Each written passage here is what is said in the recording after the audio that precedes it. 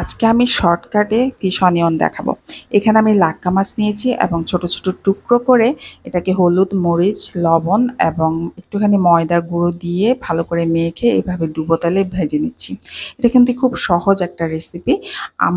সাধারণত ইউটিউব খুললেই দেখা যায় যে কঠিন কঠিন রান্না, কিন্তু আমি কঠিন রান্নার বিরোধী। কারণ মাঝে মধ্যে এমন হয় রান্না করতে ইচ্ছে করছে না, কিন্তু রান্না করতে হচ্ছে। এই যে এখানে ফিশ অনিয়নটা একদম সহজ। আপনাদের বাসায় প্রত্যেকটা আইটেম থাকবে, এমন আইটেম দিয়েই আমি ফিশ অনিয়ন করব। এখানে আমি কিছু পেঁয়াজ নিয়ে নিয়েছি এবং চারকোনা করে ভেজে নিচ্ছি। আর এখন এখানে আমি একটুখানি শাহি জিরা দিয়েছি। এটা আপনার বাসায় যদি থাকে দিবেন, না থাকলে না দিলেও চলবে।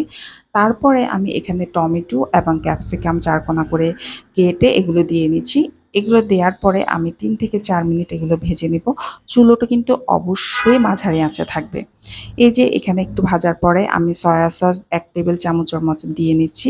লবণ দেওয়ার সময় খেয়াল করবেন, কারণ মাছ ভাজার সময় কিন্তু লবণ দিয়েছিলাম। তারপরে আমি গোলমরিচের গুঁড়ো দিয়েছি। আর এখন আমি একটুখানি টমেটো কেচাপ দিয়ে নিব। টমেটো কেচাপ দেওয়ার পরে আবার ৩-৪ মিনিট নেড়ে চেড়ে তারপর আমি যে ফিশটা ফ্রাই করেছি সেটা দিয়ে দিচ্ছি। তারপরে আবার ২-৩ মিনিট নাড়াচাড়া করার পরেই আপনার কাজ শেষ। আমাদের হয়ে গেল ফিশ অনিয়ন। ফ্রাইড রাইস দিয়ে ফিশ অনিয়নটা বেশি মজা। তবে আতপ চাল দিয়ে যদি আপনি ভাত রান্না করেন, সাথে যদি ২ টো এলাচ আর ১ টা লং ফেলে দেন, তারপরে খেয়ে দেখবেন খুবই মজা।